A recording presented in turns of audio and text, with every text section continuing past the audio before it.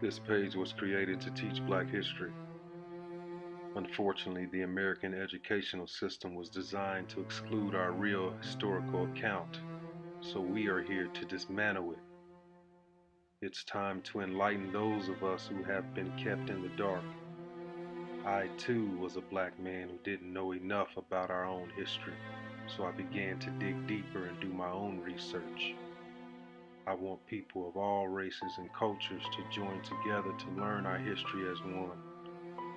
Here, I will share all of my findings. Please share and support Teaching Black History.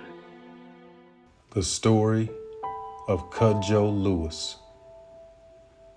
He was born as Kosola. Historians have concluded that he and many other members of the community belonged to what is known as the Moraba people. His mother and father had a total of 17 children between them. During April or May of 1860, Lewis was taken prisoner as part of an annual dry season raids for slaves. Along with other captives, he was taken to the slaving port in Mobile, Alabama. Importation of enslaved persons into the United States had been illegal since 1808, but slaves were still being smuggled in from Cuba. Lewis was purchased by James Maher, for whom he worked as a deckhand on a steamer. During this time, he became known as Cudjoe Lewis.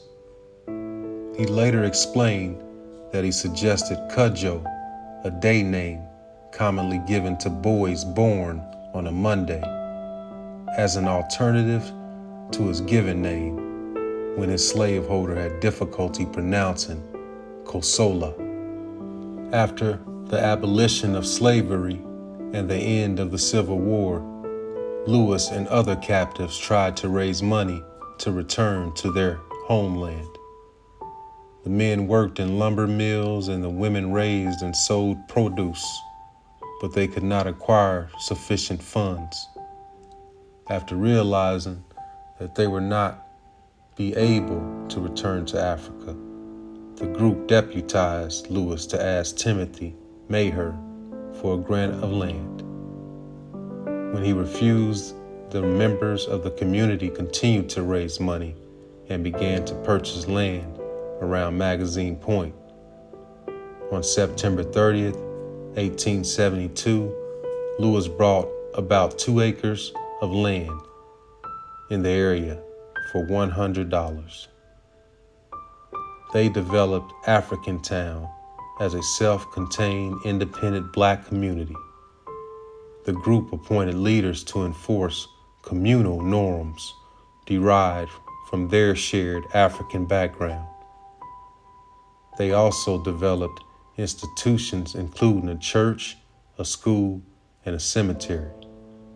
Historians explain that Africatown was unique because it was both a Black town, inhabited exclusively by people of African ancestry, and an enclave of people born in another country.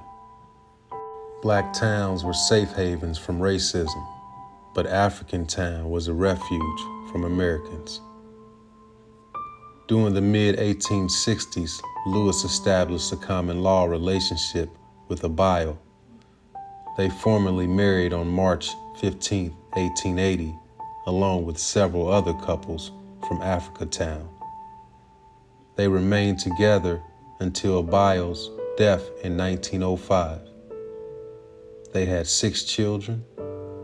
Lewis worked as a farmer and labored until 1902, when his buggy was damaged and he was injured in a collision with a train in Mobile.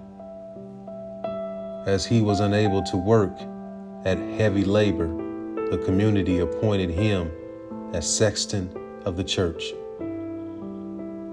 Cudjoe Lewis became a naturalized American citizen on October 24, 1868. Lewis used the American legal system in 1902 after being injured in the buggy train collision. When the Louisville and Nashville Railroad refused to pay damages, he hired an attorney, sued the railroad, and won a significant settlement of $650.